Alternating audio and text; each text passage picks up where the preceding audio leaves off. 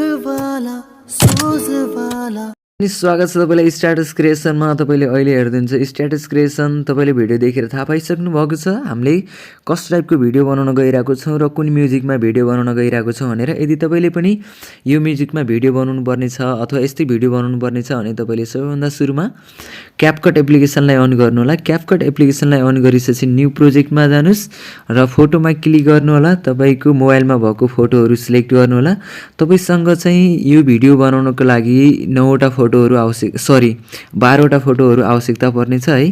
तपाईले यसरी 12वटा फोटोहरु चाहिँ सिलेक्ट गर्नुपर्ने छ। 12वटा फोटो सिलेक्ट गरिसकेपछि मात्रै तपाईले एड बटनमा गएर क्लिक गर्नु होला है। मैले चाहिँ 12वटा फोटो सिलेक्ट गरिम र एड बटनमा गएर क्लिक गर्ने छु। र अब हामीले सबैभन्दा सुरुमा फर्मेट युज गर्ने छौं। फर्मेटमा 16:9 को रेशियोलाई चुज गर्नुस् है। अनि इमेजमा क्लिक गर्नुस्, थोरै साइडमा सार्नु होला।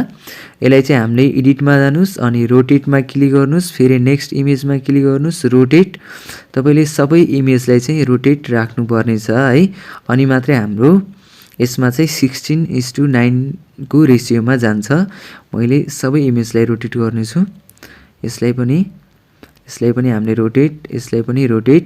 लास्टमा चाहिँ एउटा एन्डिङ अप्सन रहेको छ, क्यापकट वाटरमार्क आउँछ। यसलाई चाहिँ क्लिक गर्नुस् अनि थोरै ब्याक आउनुस्, अझै ब्याक आउनुस् है।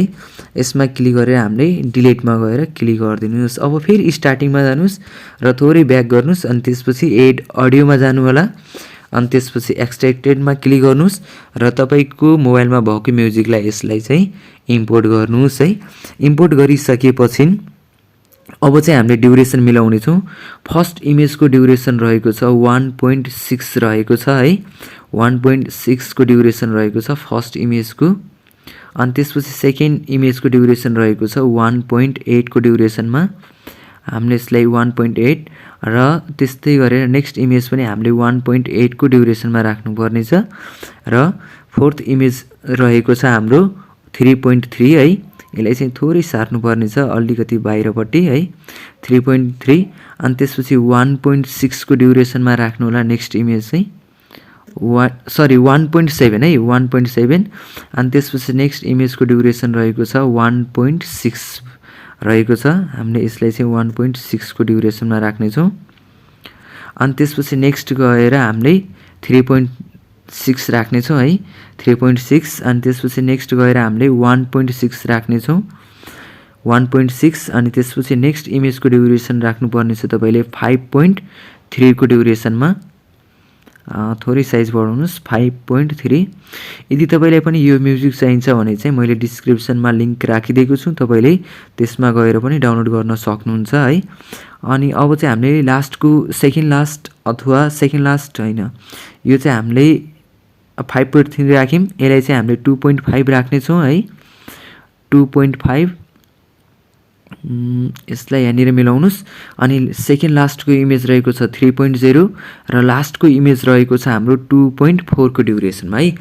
यति मिलाइसकेपछि हामी फेरि स्टार्टमा जान्छौं र अब चाहिँ हामीले इफेक्ट राख्ने छौं, एनिमेसन है। फोटोमा थोरै ब्याक गर्नुस्, इमेजमा क्लिक गर्नुस् अनि एनिमेसनमा जानु होला। फर्स्ट एनिमेसन चाहिँ मैले कम्बो युज गर्ने छु है। कम्बोमा क्लिक गरिसकेपछि तपाईले एउटा स्पाइन आउट भन्ने भेट्नु सक्नुहुन्छ। मैले लास्टमा गएँ र फेरि लास्टमा गइसकेपछि म स्टार्टिङतिर आइरहेको छु है। कम्प्लिट स्टार्टतिर चाहिँ जाँदैन, सुरुतिर चाहिँ है। हामीले खोज्नु पर्ने के छ, स्पाइन आउट छ।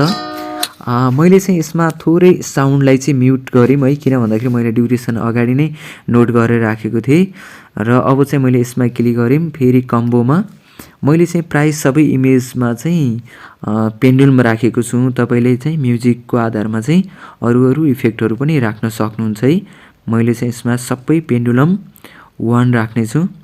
तपाईलाई हाम्रो भिडियो चाहिँ के कस्तो लाग्छ त्यस्तै प्रतिक्रिया चाहिँ दिन चाहिँ नबिर्सिनु होला। र यदि हाम्रो च्यानलमा भएको अरु भिडियो पनि हेर्नु भएको छैन भने तपाईले नेक्स्ट भिडियोहरु पनि हेर्न सक्नुहुन्छ। सबै चाहिँ मैले क्यापकट सम्बन्धी नै बनाएको छु प्राय सबै भिडियोहरु चाहिँ है। यति भइसकेपछि अब चाहिँ हामी जाने छौं इमेजमा चाहिँ 2.4 को ड्युरेसनमा थियो। र यति गरिसकेपछि अब चाहिँ हामीले एकपटक प्ले गरेर हेर्दा नि हुन्छ। तपाईहरुले यसरी प्ले गरेर हेर्न सक्नुहुन्छ। र मैले चाहिँ यो दुईवटा इमेजको बीचमा गएम है। एउटा मेटर इफेक्टहरु युज गर्ने छु हामीले। यसमा क्लिक गर्नुस् अनि इफेक्टमा जानुस्, भिडियो इफेक्टमा जानु होला। भिडियो इफेक्टमा गइसकेपछि तपाईले यहाँनिर एउटा मोड भन्ने अप्सन भेट्न सक्नुहुन्छ। मोडमा जानुस् र मेटेयर इफेक्टलाई युज गर्नुस्। ओके, र यसको ड्युरेसन जहाँसम्म छ त्यहाँसम्म सिलेक्ट गर्नुस्। मैले यसलाई कपी गरिम। यसको ड्युरेसन पनि 1.8 थियो, यसलाई कपी गरौँ र यसको ड्युरेसन चाहिँ हाम्रो यहाँसम्म छ र यसलाई चाहिँ थोरै भित्रपट्टि नै ल यसलाई पनि हामीले कपी गर्यौं र यसको ड्युरेसन चाहिँ हाम्रो यहाँसम्म छ। सबैमा तपाईले यसरी कपी गरेर राख्न सक्नुहुन्छ, तर तपाईले ध्यान दिनुपर्ने भनेको चाहिँ ड्युरेसन छ है। फेरि ड्युरेसनमा छ भने अर्को इमेजमा जान्छ नि त, धेरै ड्युरेसन अथवा थोरै ड्युरेसन छ भने यसलाई पनि कपी गर्नुस् र यसको ड्युरेसन साइज पनि हाम्रो यहाँसम्म रहेको छ। यसलाई कपी गरौँ, यसलाई पनि कपी गर्दै तपाईले ड्युरेसन घटाउनु छ भने घटाउनु होला, बढाउनु छ भने बढाउन सक्नुहुन्छ। ल यदि तपाईले म्युजिक डाउनलोडमा कुनै पनि समस्या आइरहेको छ भने कमेन्ट बक्समा चाहिँ तपाईले कमेन्ट गर्न सक्नुहुन्छ र म्युजिकलाई चाहिँ तपाईले डिस्क्रिप्सनबाट कपी गर्न सक्नुहुन्छ है। यदि गरिसकेपछि हामीले फेरि भिडियो इफेक्टमा गयौं र भिडियो इफेक्टमा गइसकेपछि तपाईहरुले फेरि फ्रेम युज गर्नुपर्ने छ। फ्रेममा अब तपाईले कुन चाहिँ फ्रेम राख्न चाहनुहुन्छ है। मैले चाहिँ यसमा लिड फ्रेम युज गरिम। ओके, र यसको ड्युरेसन चाहिँ मैले फुल राख्ने छु। यति भएछ। यस, अब रह्यो कुरा हाम्रो यसमा फर्स्ट इमेजमा चाहिँ मैले एउटा स्नोफल राख्ने छु है। भिडियो इफेक्टमा जानुस् अनि एउटा हामीलाई क्रिसमसमा एउटा इफेक्ट दिएको थियो। कुन चाहिँ इफेक्ट? स्नोफल है। यस, यसलाई हामीले फर्स्ट इमेजको ड्युरेसनसम्म मात्रै राख्ने छु है। मैले चाहिँ फर्स्ट इमेजको ड्युरेसन यहाँसम्म रहेको छ। यदि तपाईले पुरैमा राख्न चाहनुहुन्छ भने सबैमा पनि युज गर्न सक्नुहुन्छ। मैले चाहिँ यसमा सबैमा युज गरिन, किन भन्दाखेरि अलरेडी मेरोमा चाहिँ मेटेयर इफेक्टहरु युज भएको छ है। यदि भइसकेपछि तपाईले यसलाई सेभ गर्नुपर्ने छ। सेभ गरिसकेपछि तपाईले फेरि पुनः रिअपलोड गरेर फेरि ल्याउनु पर्ने छ। र हामीले चाहिँ यसलाई किन ल्याउने छौं भने चाहिँ अहिले भनेको 16:9 को रेशियोमा राखेको छ है। अब हामीले यसलाई चाहिँ सेभ गरिसकेपछि फेरि के गर्छौं, 9:16 को रेशियो ल्याउने छौं। किन भन्दाखेरि हाम्रो टिकटकमा पोस्ट गर्नुपर्ने छ, अपलोड गर्नुपर्ने छ भने तपाईले 9:16 को रेशियोलाई चुज गर्नुपर्छ है। र यो चाहिँ अहिले हाम्रो सेभ भइरहेको छ। तपाईले हाम्रो यो भिडियो चाहिँ के कस्तो लाग्यो त्यस्तै प्रतिक्रिया दिन चाहिँ नबिर्सिनु होला। र यदि हाम्रो च्यानलमा नयाँ हुनुहुन्छ र सब्स्क्राइब गर्नुभएको छैन भने हाम्रो च्यानललाई सब्स्क्राइब पनि गरेर सपोर्ट गर्न सक्नुहुन्छ। यति गरिसकेपछि हामीले यसलाई डनमा क्लिक गरौँ र न्यू प्रोजेक्टमा जानुस्, फेरि भिडियोमा जानुस्, जुन भिडियो त्यसलाई सिलेक्ट गर्नुस् है।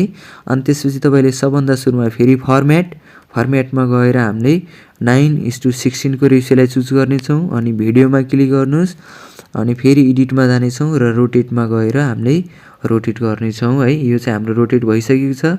लास्टमा जानुस्, एउटा क्यापकट एन्डिङ अप्सन आउँछ है। यो चाहिँ वाटरमार्क हो, यसलाई डिलिट गर्नुस् र सेभमा गएर सेभ गर्नुस्। तपाईलाई यो भिडियो चाहिँ के कस्तो लाग्यो त्यस्तै प्रतिक्रिया दिन चाहिँ नबिर्सिनु।